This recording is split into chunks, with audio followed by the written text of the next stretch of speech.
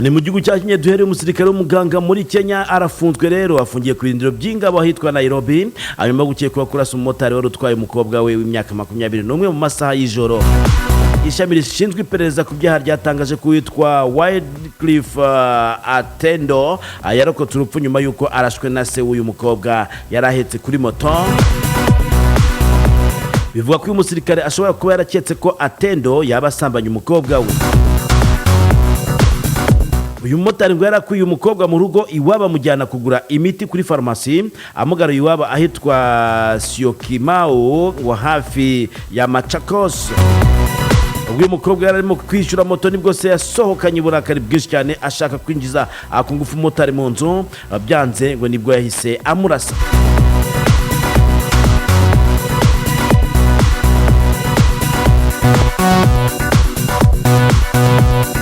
Wesa murasa avuga ati wowe kabisa wowe.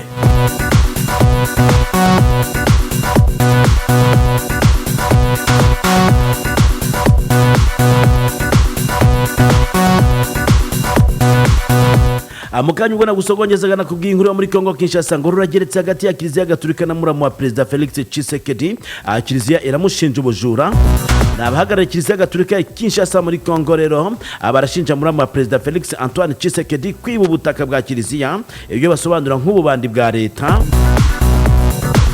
Kiliziya ivuga ko muri 2019 aribwo hari itsinda ry'abantu binjiye muri ubu butaka busanzwe ari ubwa seminari yitiriwe Mutagatifu Yohane wa 23 aherereye mu burengerazuba bw'umujyi wa Kinshasa bahita babwita ubwabo. Padri Christian Gazine wigisha muri iriya seminari aganira n'itangazamakuru yavuze ko aba bantu bakinjira mu buriya butaka ku ngufu bahise batangira kubwubakamo. Yungamo ati baje ku itegeko rya John Nyakeru ubu ni ububandi bwa leta. Uyu Nyakeru asanzwe ari musaza wa Denis Nyakeru umugore wa Perezida Felix Tshisekedi kuri ubu ni ambasaderi wa Kongo Kinshasa i Nairobi mu gihugu cya Kenya. Umushumba Diocese Gatolika ya Kinshasa Cardinal Ambongo Fridola yavuze ko buriya butaka muramu wa Tshisekedi yibye Kiliziya ngo bwari busanzwe ari ubwayo kuva mu gihe cy'ubukoroni. Hagati ariko Katako Okito wunganira mu mategeko Nyakeru yabwiye ibiro ntaramakuru y'Abafaransa AFP ko niba Kiliziya yumva ko buriya butaka ari urwego rushinzwe kubarura ubutaka rugomba kugaragaza nyirabwo bitaba ibyo bakazakiranurwa n'ubutabera. Uri muri cya gihugu nta muntu ujya yiteza Kiliziya sanga ifite ijambo rikomeye cyane hari ubwo bazahangana. Hagati kandi ijambo rya Kabund Jean-Marc wasabye abaturage kwamagana Perezida Tshisekedi ryatambukijwe kuri televiziyo y'igihugu. Ijambo ry'umunyapolitiki Jean-Marc Kabund wasabye abaturage guhaguruka bakamagana Perezida wa Repubulika ya Demokarasi ya Kongo Felix Antoine Tshisekedi ryatambukijwe kuri radio na televiziyo by'igihugu Radio Television Nationale Congolaise cyangwa se RTNC. Tariki ya 18 Nyakanga rero nejo bundi ubwo Kabundi yatangizaga ku mugaragaro ishyaka ritavuganwa n'ubutegetsi ryitwa Alliance pour le Changement yamenyesheje abanyamakuru ko yiyemeje kurwanya Tshisekedi anasobanura uburyo yicuza ko yaragize uruhare mu gutuma Tshisekedi ayobora kiriya gihugu. Uyu munyapolitike yasabye abaturage kwitegura bakazirukana Tshisekedi ku mwanya mukuru w'igihugu muri 2023 ubwo bazabatora uzagomba kuyobora Kongo kuko ngo uri kuri uyu mwanya adashoboye na gato. Ageze ku ngingo y'umutekano muke mu burasirazuba bwa Kongo by'umwihariko ku ntambara y'ingabo za leta n'umutwe witwaje intwaro wa M23 iri kubera muri teritwari ya Rutshuru. Kabundi yavuze ko abanyekongo badakwiye kwigaragambya bamagana u Rwanda barushinja gufasha uyu mutwe. Kabundi yavuze ko kwamaganwa ari Tshisekedi kuko ngo yananiwe gushyira ku murongo igihugu n'abagituye yirengagiza ko kubaka igisirikari ari byo byonyine byatanga igisubizo kirambye ku mutekano muke umaze imyaka myinshi mu burasirazuba bw'igihugu. Ijambo rya Kabundi wabaye perezida w'ishyaka UDPS riri ku butegetsi ryakuruye umwuka mubi muri politiki ya Kongo abetuma umunyamabanga mukuru waryo Augustin Kabuya atangaza ko kuri iyi tariki ya 20 Nyakanga rero hari ku munsi w'ejo yagomba kumena amabanga yihishe inyuma yo gutandukana kwa Kabundi ndetse n'ubutegetsi. Avuga ati hari ibintu byinshi nzabivuga byose. Ariko Kabundi yanyuze ku ruhande arabwira abantu ati uyu nguyu ibintu yavuga byose ni ukunsebya. Abivuze ataratangira no kuvuga bati ibyo azavuga ni ukunsebya uyu nguyu. Umugabo yarirashe arapfa nyuma yuko wari umugore we yanze ko basubirana. ku mugoroba wo kuwa kabiri rero umugabo yarirashe arapfa nyuma y'uko umugore we bari batandukanye yanze kongera kubana nawe.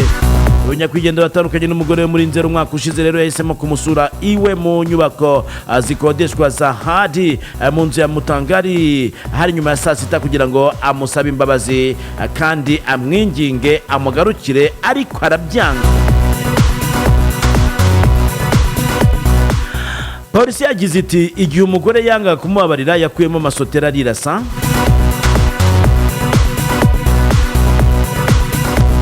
Hagati aho kandi abantu batatu bakekwaho ubujura ngo bari bishwe nyine barashwe n'abashinzwe iperereza nyuma yo kumenya amakuru y'ubujura bwari buteganijwe mu kigo cya Alpha ku muhanda wa Mombasa aho ni mu gihugu cya Kenya. Ahubwo DCI bitangaza rero ngo aba batatu bari mu gatsiko kavuga ko akari kagizwe n'abantu batandatu bari bagaragaye mbere bazenguruka ku gace bagerageza gushaka kwiba ahantu hagiye hatandukanye, ariko ngo nyuma haza kurasirwa abajura. Aho ni Mombasa hariya hahora ibintu bidasanzwe buri gihe. Nibisa kudukunda turazogaruka ku makuru ajyanye n'iraswa ry'abantu bivugwa ko ari abajura muri kiriya gihugu cya Kenya.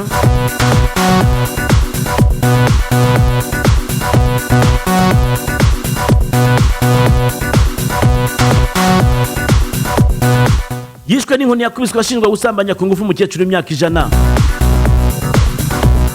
Polisi yo mu gihugu cya Kenya yavuze ko umusore witwa Pius cyangwa se Pius Mwireri yavuye amaraso kugeza apfuye nyuma yo gukubitwa bikomeye n'agatsiko k'abantu bikamuviramo gukomereka. Aka gatsiko kari karakaye cyane kafashe bwana Mwireri karamukubita cyane kamushinja gusambanya ku ngufu umukecuru w'imyaka 100 wo mu mudugudu wa Karundori mu gace ka Runyenyese mu ntara ya Embu mu gihugu cya Kenya nyine. Uyu musore wigaga muri kaminuza ngo yinjiye mu nzu y'umukecuru asinziriye niko kumwiba umugono nyine atangira kumusambanya. Uyu mukecuru akangutse ngo yavugije induru, abantu baratabara baza ku bwinshi cyane. Kimwe mu binyamakuru byo muri Kenya kigira kiti abaturage bararakaye cyane bafata ukekwaho icyaha maze bamushyikiriza agatsiko k'abagizi ba nabi. Uru rubuga rwatangaje ko ibyabaye byamenyeshejwe polisi bikozwe n'abaturage babiri bageze aho byabereye kuva rero kuri wa kabiri nyine tariki ya 19 Nyakanga. Rero umuyobozi wa polisi mu gace ka Embu Emmanuel Okanda akaba yarasabye abantu kwihanira, arabwira ati kabisa mumukubite mumwumvishe ntazabyongere ndetse n'undi wese arebereho. Aba mukuru wa polisi muri ako gace bati mukubite umuntu.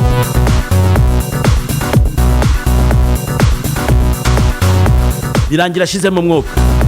Ejo bundi twababwiraga ibyihebere rero ngo byashimusa abasasaridoti abapadiri hariya mu gihugu cya Nigeria bivuga ati muraduha amafaranga burya. Umwe mu bo byashimuse rero ngo byaramwishe kabisa. Umwe mu bapadiri babiri ba Kiliziya Gatolika bashimuswe n'abagabo bitwaje imbunda muri leta ya Kaduna mu majyaruguru ya Nigeria, yishwe arashwe n'abamushimuse nk'uko Kiliziya bivuze. Pastor John Joseph Hayabo ukuriye muri leta ya Kaduna ishami ry'ishyirahamwe ry'amadini ya Gikristo muri Nigeria, abo ni ihuriro ry'amadini ya Gikristo, yabwiye BBC ko uwundi mupadiri we yarekuwe nyuma y'uko harishwe ingwate. Bafashe umwe baravadode muri gutinda ko twishyura mutuza n'amagambo menshi, kandi twumvise polisi ivuga ko irimo kudushakisha ngo ibabohore. Bahita mwica, bohereza amashusho bamwishe, bati nguyu turamwishe n'undi nimutamugura vuba turamwica nawe. Hano batubwira ko aba bapadiri bashimuswe bafatiwe imbunda aho bari bari mu cyaro cya Yadin Garu muri leta ya Kaduna nyuma y'uko bari bagiye kwitabira igikorwa cya Kiliziya. Ariko Padiri Donatius Cleopas we warekuwe ngo yongeye guhura n'umuryango we ndetse asubira mu mirimo ye ya Kiliziya Gatolika, ariko mugenzi we yararashwe kabisa, yamubereye igitambo.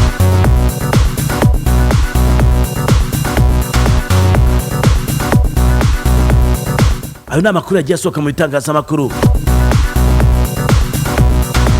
Umuyobozi ukomeye mu Burusiya ngo yaragiye kwivuganwa n'ingabo za Ukraine akizwa na rurema kabisa. Umuyobozi wungirije w'ibiro bya Perezida Vladimirovich Putin yarokotse igitero cya za bombe zarashwe n'ingabo za Ukraine mu gace ka Kherson mu majyepfo ya Ukraine. nk'uko bitangazwa n'ibinyamakuru byo mu burengerazuba bw'isi birimo France 24, Sky News ndetse na Crux News. Uyu muyobozi Sergei Kiryenko yari yivuganwe na Ukraine kuri tariki 20 harejo bundi rero ubwo yari mu butumwa bw'akazi aho yarimo asura urugomero rw'amashanyarazi rwa Kakhovskaya no guhura n'abayobozi batandukanye bashyizweho n'Uburusiya mu duce twa Ukraine ingabo z'Uburusiya zagiye zigarurira. Amakuru akomeza avuga ko ubwo ingabo za Ukraine zamenyaga ko uyu mutegetsi w'Umurusiya ari muri ako gace zahise zirasa urufaya.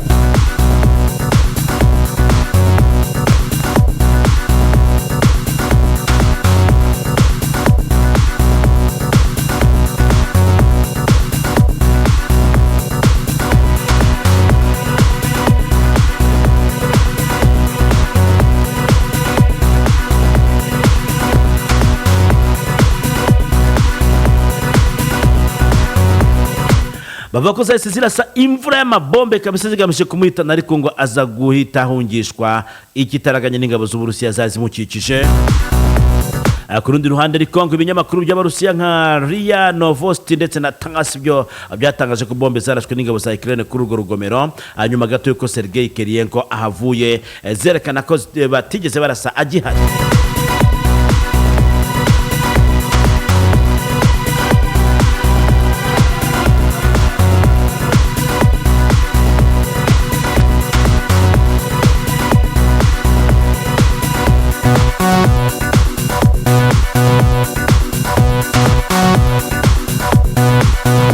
Hagati ariko Leta Zunze Ubumwe za Amerika zatangaje ibintu bikomeye, zavuze ko zitazongera kwemerera Uburusiya kuba bwakwiyomekaho kandi gace ka Ukraine.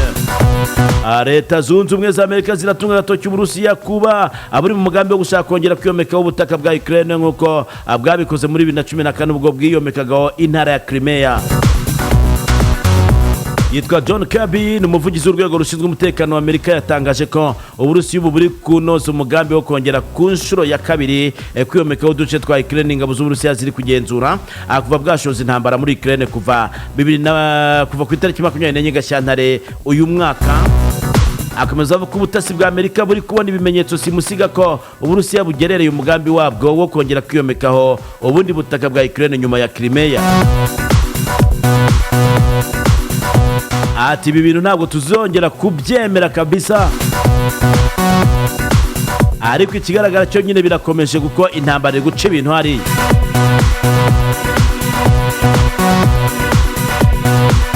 M23 ari ibintu yatangaje. M23 yemeje ko yiteguye kwirwanaho ku bitero ngo yabigiye kugabwaho na FARDC ndetse na FDLR muri minsi ya vuba cyane, niba bitanatangiye nk'uko ibinyamakuru bya hariya byagiye bibivuga.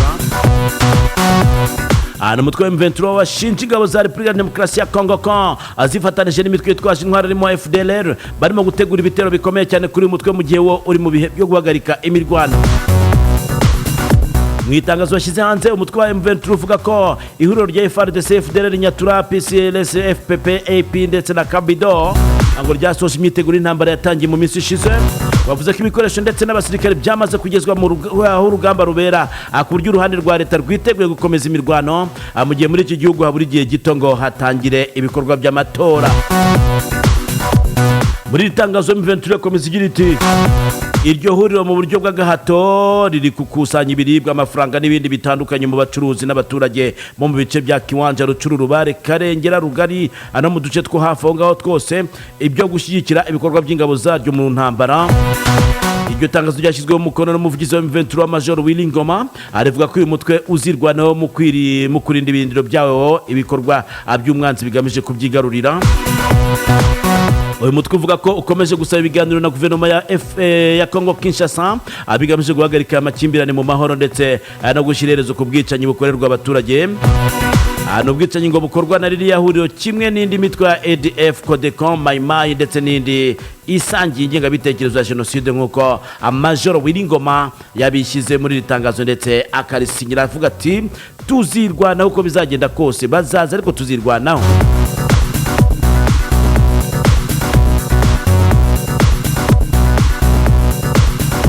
Naho mu Bufaransa inkuru yavuzweyo rero niyo umusore yari umaze kwica abantu 5 bo mu muryango we akaba yarashwe nawe. umusore mu kigero cy'imyaka 20 warashwe n'abajandarume nyuma yo kwambura ubuzima abantu batanu bo mu muryango we barimo abana batatu. Mu ntwaro uyu musore yari yitwaje harimo imbunda ndetse n'inkota kabisa. Abajandarume batabaye mu gace yari arimo kuwa kabiri nimugoroba. Inkuru yashyizwe hanze n'ikinyamakuru 7/7 ivuga ko aba bajandarume bagerageje kugirana ibiganiro nawe ijoro ryose bavuga ati rwose shyira hasi intwaro wishyire mu maboko yacu, ariko birananirana kabisa, nta kintu byatanze. Cyo kora ngo yaje kubishyikiriza bukeye mu gitondo.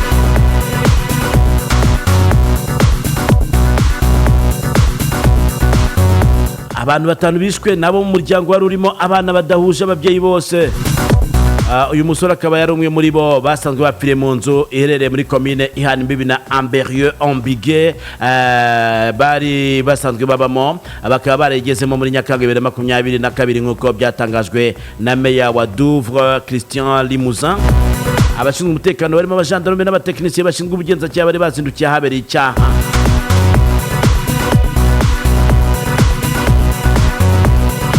Bari hatari muri bya bihugu abantu bagenda n'imbunda pe.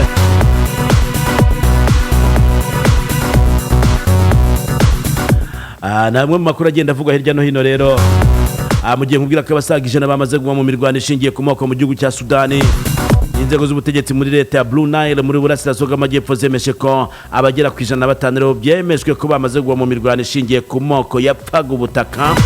Minisitiri w'ubuzima yabwiye ibiro ntaramakuru by'abafaransa ko ubu habonetse agahenge ariko ko hakiri ingorane zo gusubiza mu byabo abantu bari bahunze. Umuryango w'imbyuka utangaza ko abantu bagera ku bihumbi 15 bahunze mu karere ka Blue Nile ndetse ko abandi benshi bacumbitse mu mashuri nk'uko BBC nayo yaje kubona ayo makuru ndetse ikayatangaza.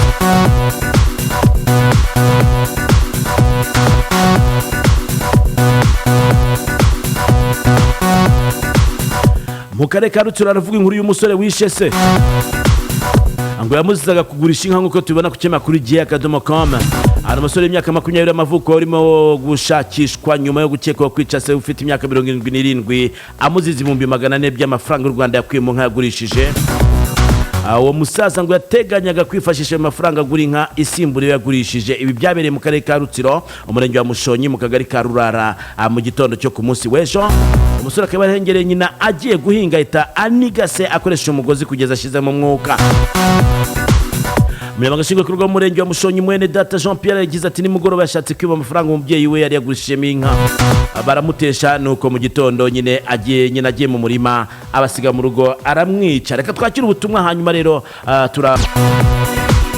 nguko rero nyuma yo kwakira ubutumwa reka dukomeze mbwira ko Kamonyi hitwa ku Mugina Daso uvugwa kurya amafaranga ya mituweli z'abaturage yatawe muri yombi.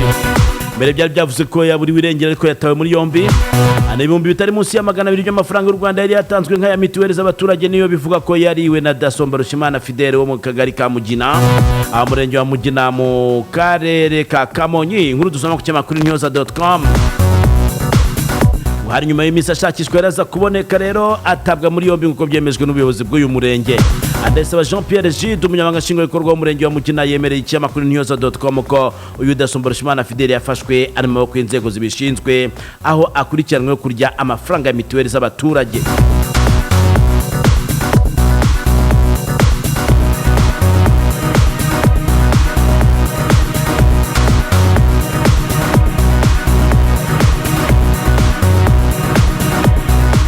Hari inzu nini cyane tujya tubona hariya, ni inyubako pe yitwa KBC kabisa hano muri mujyi wa Kigali irazwi, yashyizwe mu Cyamunara. Inzu y'ubucuruzi ya KBC yerereye ku Kimihurura mu mujyi wa Kigali yashyizwe mu Cyamunara kubera umwenda bene yo baberemo BPR Bank Rwanda ndetse na Equity Bank Rwanda. Inzu iteganye na Kigali Convention Center yahinduye isura mu mujyi wa Kigali mu myaka 4 ishize ubwo yavugururwaga igashyirwa ku rundi rwego. Ariko umunyamakuru yabyanditse hano ku kinyamakuru Igihe ariko n'ibindi bitangazamakuru byinshi byanditse inkuru iri mu gice cyagenewe ibikorwa by'ubucuruzi amahoteli n'imyidagaduro hariya Kimihurura. Itangazo rya Cyamunara rivuga ko agaciro kayo ari miliyari 23 na miliyoni 800 z'amafaranga y'u Rwanda mu gihe abifuza kwipiganira bagomba gutanga ingwate ingana na miliyari 1 na miliyoni 19. ubwo yubakwaga umuyobozi wa KBC Mporanyi David yabwiye icyamakuru igiye ko yatwaye miliyari 21 z'amafaranga y'u Rwanda. Ayo mafaranga arimo 48% yatanzwe n'umushoramari wa KBC Limited ndetse na 52% y'inguzanyo za banki. Icyamunara yatangiye rero ku itariki ya 17 Nyakanga izarangira ku itariki 24 z'uku Nyakanga nyine 2024. Ni ku munyamakuru yabyanditse ubwo nyine iri ku isoko.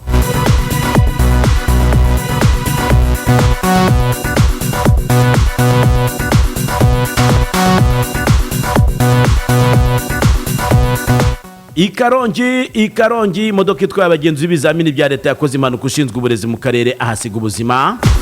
Inkuru tubona ku cyamakuru Rwanda Tribune. Ni ku gicamunsi cyo ku munsi w'ejo rero mu mudugudu wa Kirambo, akagari ka Kirambo mu murenge wa Gitesi w'akarere ka Karongi, habereye impanuka y'imodoka yari itwaye abagenzi b'ibizamini bya leta, umwe ahasiga ubuzima. Iyi modoka yari igiye kugenzura ahakorerwa ibizamini bya leta ku rwunge rw'amashuri rwa Gashubi, ubwo yari igeze mu mudugudu wa Kirambo yataye umuhanda ikora impanuka nk'uko haba ku mashusho ndetse no muri izi nkuru zose zanditswe bigaragara. Dusimbukiye kandi ku cyamakuru Iriba News.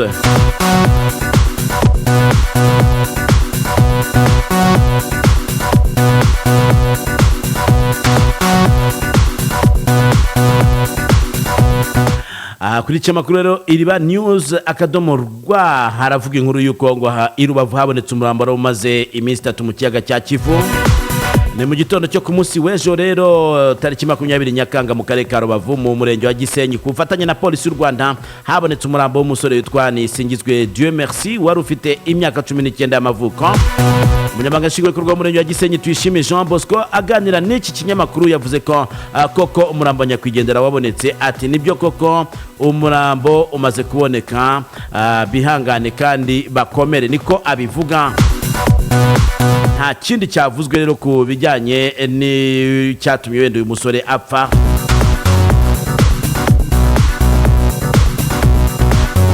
Hanyuma tugarutse ku cyamakuru cyitwa Rwanda Tribune. Kiratubwira inkuru iri Maputo mu gihugu cya Mozambique. Umucuruzi w'umunyarwanda yitwa Roger Kibonke ngo byavugaga ko yaba yarashimuswe, ahubwo ngo ari mu maboko ya polisi. Hano bavuga ko polisi y'umujyi wa Maputo muri Mozambique yataye muri yombi umucuruzi w'umunyarwanda yitwa Roger mu gihe abarwanya leta y'u Rwanda ngo bavugaga ko yazanwe mu Rwanda. Mu gitondo cyo kwa kabiri rero ku mbuga nkoranyambaga z'abarwanya leta y'u Rwanda ngo hacicikanye amakuru y'ishimutwa ry'umucuruzi ukomeye witwa Roger bakunda kwita Kibonke, akavuga mu cyahoze ari prefecture ya Cyangugu.